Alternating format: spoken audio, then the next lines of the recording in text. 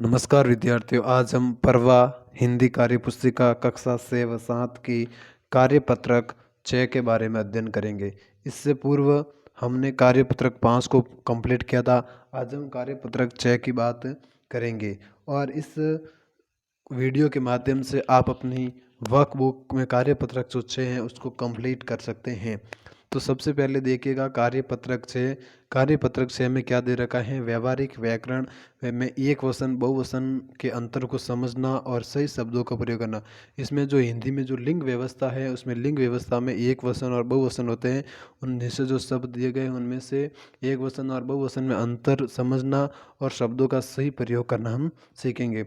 जैसे पहला प्रश्न दे रखा है कि निम्नलिखित शब्दों के सही बहुवचन पर सही का निशान लगाइए। ये जो नीचे जो शब्द दिए गए हैं इनमें से कौन सा शब्द बहुवचन सही है, उसका एक वचन का बहुवचन कौन सा शब्द सही है उस पर आपको सही का निशान लगाना है। तो पहले में दे रखा है दीवार, तो दीवार का सही हो जाए, सही बहुवचन हो जाएगा दीवारें। दीवार गलत होता है और दीवारें गलत होता है। यहाँ पर आपको बिंदी आएगी जिसे अनुस्वार कहते हैं, ये शुद्ध हो जाएगा। दूसरा जो दे रखा है ख ऑप्शन में, ख में दे रखा है माला का बहुवचन माले नहीं होगा, म- माले नहीं होगा, माली नहीं होगा। इसका बहुवचन हो जाएगा मालाएं। इसका बहुवचन क्या हो जाएगा? मालाएं। इसी प्रकार जो आगे दे रखा है बच्चा, बच्चा का जो बहुवचन होगा वह बच्चों होगा। क्या होगा? बच्चों। इसका बहुवचन न बसी होगा न बच्चे होंगे। यहाँ पर यदि बिंदु आता, अनुस्वार आता तो ये भी शुद्ध होता। आगे चलेंगे तो जो कथा दे रखा है, कथा का जो बहुवचन होगा वह कथाएं होगा। क्या होगा? कथाएं। कथा और काथा इसका बहुवचन नहीं होगा। चलिएगा आगे दूसरे प्रश्न की ओर बढ़ते हैं। दूसरा प्रश्न ये दे रखा है कि दिए गए उचित शब्द को छांट कर वाक्य को पूरा कीजिए। जो इसके प्रश्न के पीछे जो ये कोष्टक में जो शब्द दिए गए हैं इनका सही शब्द प्रयोग करके यहाँ पर हमें इस वाक्य को पूरा करना है। तो पहला वाक्य क्या है? घर में बिक्री पड़ी है। घर में खाली जगह बिक्री पड़ी है, तो बिक्री क्या पड़ी है? सीजे पड़ी है। बिक्री पड़ी क्या पड़ी है? सीजे पड़ी है, सीज होगा नहीं। दूसरी जो खल जगह है मेला देखने गए।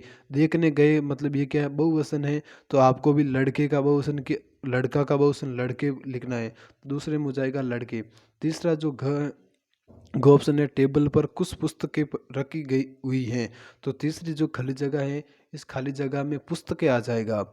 चौथा जो घ है वाक्य है इसमें मेरे आते ही सारी तितली उड़ गई, नहीं मेरे आते ही सारी तितलियां उड़ गई। तो जो चौथी खाली जगह है इस खाली जगह में तितलियां आ जाएगा। इस प्रकार हमने दूसरे प्रश्न को कंप्लीट किया। पहली खाली खाली जगह में सीजे, दूसरे में लड़के, तीसरे में पुस्तकें और चौथे में तितली आ जाएगा। आगे चलते हैं तीसरे प्रश्न की ओर। तीसरा प्रश्न ये दे रखा है कि निम्नलिखित शब्दों में से एक वचन और बहुवचन शब्द का अलग अलग करके लिखिए। जो नीचे ये शब्द दिए गए हैं इस बॉक्स में, इसमें से आपको एक वचन शब्द अलग करने हैं और बहुवचन शब्द अलग करने हैं। तो यहाँ पर हमने लिखे हैं जो एक वचन जो शब्द कौन कौन से हैं? तलवार, कवि, चादर, बर्तन, मटका, भाला। तलवार, कवि, चादर, बर्तन, मटका और भाला, ये कैसे शब्द है? एक वचन है। और यहाँ पर हमें कौन से शब्द लिखने हैं? बहुवचन। तो बहुवचन कौन कौन से हैं?